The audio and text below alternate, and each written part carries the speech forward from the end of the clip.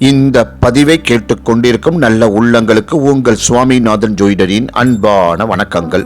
இன்றைக்கு நம்ம யூடியூப் சேனல்ல சனி பெயர்ச்சி 2025 வாழ்வில் ஏற்றம் காணப்போகும் 4 ராசிகள் யார்? மார்ச் மாத இறுதியில் நடக்கும் சனி பெயர்ச்சியின் தாக்கம் அனைத்து ராசிகளிலும் காணப்படும். எனினும் சில ராசிகளில் இதனால் அதிகமான நல்ல பலன்கள் கிடைக்கும். இவர்கள் வாழ்வில் தடைப்பட்டிருந்த அனைத்து விஷயங்களும் இப்போது வெற்றிகரமாக நடந்து முடியும். உடல் ஆரோக்கியம் நன்றாக இருக்கும்.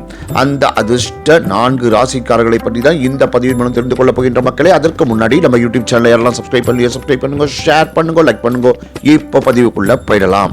மேச ராசி அன்பர்களே, சனி பெயர்ச்சி காலத்தில் சனி பகவானின் அருளால் உங்கள் பணி இடத்தில் பெரிய முன்னேற்றங்கள் கிடைக்க வாய்ப்புகள் கிடைக்கும். வாழ்க்கை துணையுடன் நல்ல நேரத்தை அனுபவிப்பீர்கள். உங்கள் குழந்தைகளிடமிருந்து நல்ல செய்தியை பெறலாம். பொருளாதார ரீதியாக நன்மைகள் ஏற்படும். நிதி நிலைமை வலுவாக இருக்கும். உங்கள் கடின உழைப்பின் முழு பலனையும் பெறுவீர்கள். நிலுவையில் உள்ள பணிகள் வெற்றிகரமாக நிறைவடையும். தொழில் மற்றும் வியாபாரத்தில் புதிய வாய்ப்புகள் உங்களுக்கு கிடைக்கும். செல்வத்தை சேர்ப்பதில் வெற்றி பெறுவீர்கள். மிதுன ராசி அன்பர்கள், சனி பெயர்ச்சியின் தாக்கத்தால் அலுவலக பணிகளில் வெற்றி கிடைக்கும். மேல் அதிகாரிகள் மற்றும் சக ஊழியர்களின் முழுமையான ஆதரவு கிடைக்கும். உங்கள் வாழ்க்கையில் புதிய வாய்ப்புகள் கிடைக்கும். பண பற்றாக்குறை இருக்காது. பணியிடத்தில் நல்ல பலன்களை பெறுவீர்கள். வேலை செய்யும் இடத்தில் பதவி உயர்வு மற்றும் ஊதிய உயர்வு கிடைக்க வாய்ப்புள்ளது. தனுசு ராசி அன்பர்களே, சனி பெயர்ச்சி காலத்தில் உங்கள் பணியிடத்தில் புகழும் பாராட்டும் கிடைக்கும். உறவினர்கள் மற்றும் நண்பர்களின் முழுமையான ஆதரவு கிடைக்கும். நிதிநிலை நன்றாக இருக்கும். அதிர்ஷ்டத்தின் முழு ஆதரவு கிடைக்கும். வருமானம் அதிகரிக்கும் வாய்ப்புகள் உள்ளது.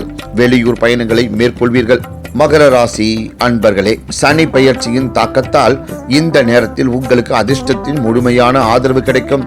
சனி பெயர்ச்சிக்கு பின் மகர ராசிக்காரர்களுக்கு பாத சனி விலகி 7.5 சனியிலிருந்து நிவாரணம் கிடைக்கும்.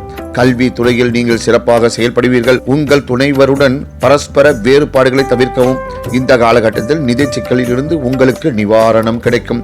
உங்கள் வேலையில் வெற்றியை பெறுவீர்கள். சனி பகவான் ஒரு ராசியில் பெயர்ச்சியாகும் போது அவர் பெயர்ச்சியாகி அமர்ந்துள்ள ராசிக்கும் அதற்கு முன் உள்ள ராசிக்கும் அதற்கு பின் உள்ள ராசிக்கும் 7.5 நாட்டு சனி இருக்கும். தற்போது இந்த மாதம் 29ஆம் தேதி மீன ராசி சனி பெயர்ச்சி நடக்க உள்ளது. இதனால் மீன ராசிக்கு ஜென்ம சனியும், மேச ராசிக்கு விரய சனியும், கும்ப ராசிக்கு பாத சனியும் தொடங்கும். சனி பெயர்ச்சியால் சில ராசிகளுக்கு 7.5 சனி பாதிப்புகள் ஏற்படும். 7.5 சனி என்றாலே பலருக்கு அச்சம் ஏற்படுகின்றது. ஆனால் அப்படி அச்சம் கொள்ள தேவையில்லை.